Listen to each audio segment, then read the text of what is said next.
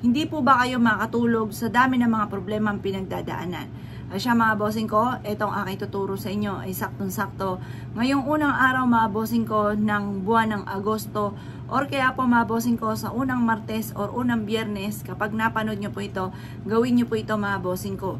Kung kayo po ay napakaraming problema pinagdadaanan at ikaw po mga bossing ko ay isa rin sa mananaya at lagi kang talo ng talo or lagi kayo nagkakaroon ng pagtatalo ng inyong karelasyon dahil may mga bisyo ka na hindi mo maiwasan or yung karelasyon ninyo may mga bisyo na hindi maiwasan or yung anak ninyo ay masyadong pasaway at napapabarkada at sumasakit na ang ulo ninyo dahil hindi nyo alam kung paano nyo siya masusupil dahil siya po ay parang mahirap na po na supilin dahil siya po ay parang nalulung na po doon mga bossing. Kung ano man po yung problema nyo pong yan or kaya po ikaw ay apple of the eye ng mga taong inggitero at inggitera, lalo na sa mga toxic, sa mga katrabaho po ninyo mga bossing ko, mainam na subukan nyo po itong gawin mga bossing. Ganon din po mga bossing ko, kung ikaw po mga bossing ko ay pahirapan para ikaw ay kumita ng pera at ikaw po ilubog pa sa mga pagkakautang or kaya masipag ka, matyaga, madiskarte pero lagi ka wala pa rin pera, subukan nyo na po ito mga bossing at kayo mismo ay maaami sa dami ng mga blessing na darating po sa inyo. Ngayon pa mga bossing, kung sobrang stress ka na, hindi ka na makakatulog, ang dami mong problema at ang dami pang chismos sa paligid ninyo, ang dami nakaka-pressure sa kapaligiran po ninyo, wag mo na po yung pagtisan dahil marami kang pwedeng gawin. Ano po ba yan? Ito pa mga bossing ko, nire-recommenda ko ang 3 butil ng bawang po natin. Ang bawang mga bossing ko ay humihigop na negative energy. Kapag natuyo po yan, itapon nyo na po siya. Pero habang fresh na fresh ang ating bawang, okay na okay po yan mga bossing. At matagal din naman siyang matuyo mga bossing. Ngayon pa mga bossing ko, kumuha ka ng 3 bawang at umarap ka sa gawing silangan ng mga bandang alas 7 ng umaga at mag-wish ka ng mula sa inyong pong puso. Ang i-wish po dito, lahat ng inyong pong mga pangarap ay matupad at lahat ng mga problema pong yun ninyo sa ngayon ay matapos na. Masolusyonan ang lahat ng mga problema.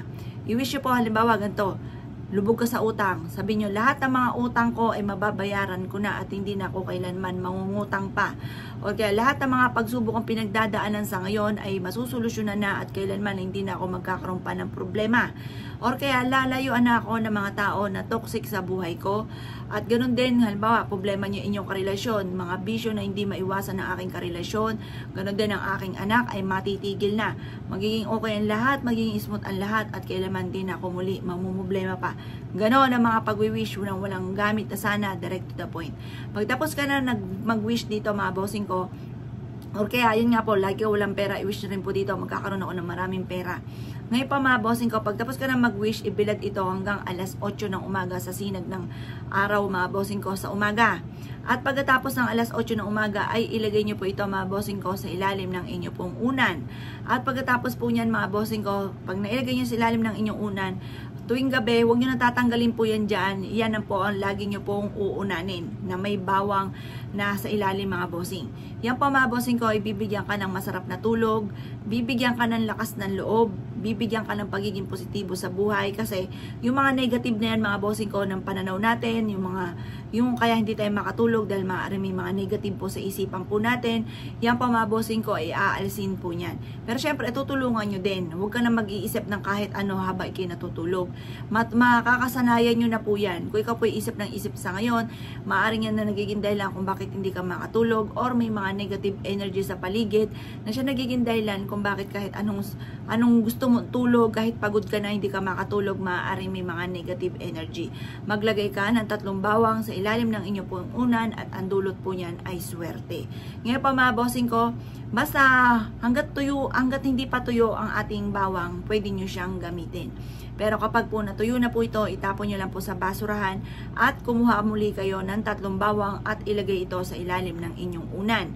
Plus additional pa, para itodo-todo na natin mga bossing ko, maglagay ka ng bawang, 3 bawang or 1 bawang sa wallet po ninyo. Or kaya sa bag po ninyo, maglagay rin po kayo ng bawang. Maswerte po ito. Or sa bawat bintana, baka sabihin ninyo, baka isipin ng mga kapitbahay, huwag nyo nang pansinin ng kapitbahay ninyo.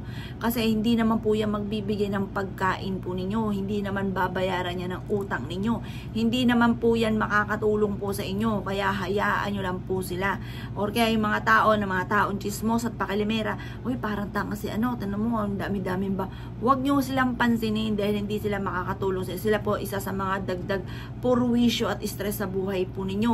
Huwag nyo silang papansinin mga bossing ko dahil hindi maganda maidudulot sa inyo nila. Pero ito po mga bossing ko, maganda maidudulot. Subukan nyo lamang po kahit isang buwan. Kung never niya pa ito na hindi nagagawa, kahit isang buwan lang, bigyan nyo ng pagkakataon ang bawang po natin. At kayo mismo ay ma-amaze kung dami yung mga pagsubok. Pero syempre, kikilos po kayo ha.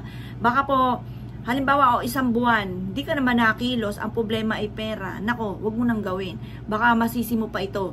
Kailangan, kilos, tiyaga mga bossing.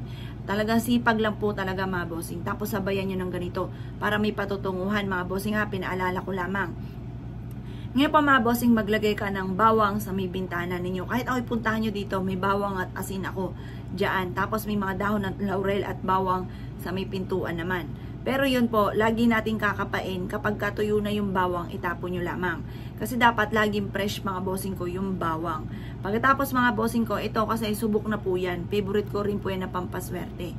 Ngayon po mga bossing ko, basta lagi nyo i-check. Kapag tuyo na, itapon nyo. Huwag kayong manghinayang. Bawang lang po yan, mura lang po ang bawang sa bayan. At saka pira-piraso lang at hindi naman yung kumpul-kumpul ang ating kailangan. Ngayon po mga bossing ko, maglagay ka sa wallet, sa bag, sa mga bintana ninyo, ganoon din po sa may doorknob, sa ilalim ng inyo pong higaan. Pwede nga rin po na maglagay ka ng bawang sa may sapatos po ninyo para sa gabi lang naman. Para pag tinanggal mo na itong bawang mga bossing ko sa umaga, pag aalis ka na, pwede po yun. Ngayon, tanggalin mo para yung negative energy nasa sapatos ninyo na kaya lagi kami namalas, kung ano man po yung pinupuntahan ninyo, lagi kami namalas, laging purwisyo at mananaya ka, lagi kang talo, subukan nyo po yan. Parang lagi ka namang iaadya nito. Kung hindi man ikaw sa pagpanalo tumama, maaaring sa pagninegosyo, or kaya po sa mga pagbabay and sell, pagdating sa usapin ng kaperahan, maaaring dun ka naman po swertihin. Proven po ito mga bossing. Kaya ako naniniwala at nais po itong gawin. Huwag ka na po magpatumpik-tumpik pa. Kayo mismo ay maa-amaze sa dami ng mga blessing na darating matapos nyo po itong gawin. At isa rin po ako sa tipo ba nang wala na akong maibang makapitan mga bossing. Dahil halos lahat ng mga kilala ko yung nautangan ko na. Kaya pag ako'y nangangamusta, ang sagot ka agad walang pera. Kasi nga po iniisip, mangungutang po ako. Naranasan ko din po yan mga bossing. At nilalayuan na rin ako nila dahil baka ako po ay magsabi na naman. Kaya yun nga po mga bossing, napagdaanan ko na po yan. Kaya relate na relate ako dyan. Wala na iba akong makapitan mga bossing. Ang ginawa ko na lang, binago ko yung pananaw ko. Kasi marami rin ako naririnig, marami akong napapanood na kailangan positive. Binago ko lang po yung pananaw ko. Ginawa ko, naging positive po ako. Tapos, like ko wini-wish sa Panginoon, bigyan na ako ng isang pagkakataon. Hindi ko to sasayangin. At lalo ko pong sisipagan. Subukan nyo rin po yan mga bossing. Proven po yan. Kaya ikay naniwala at nais po yung gawin. Ay siya mga boss. Good luck po sa inyo po lahat.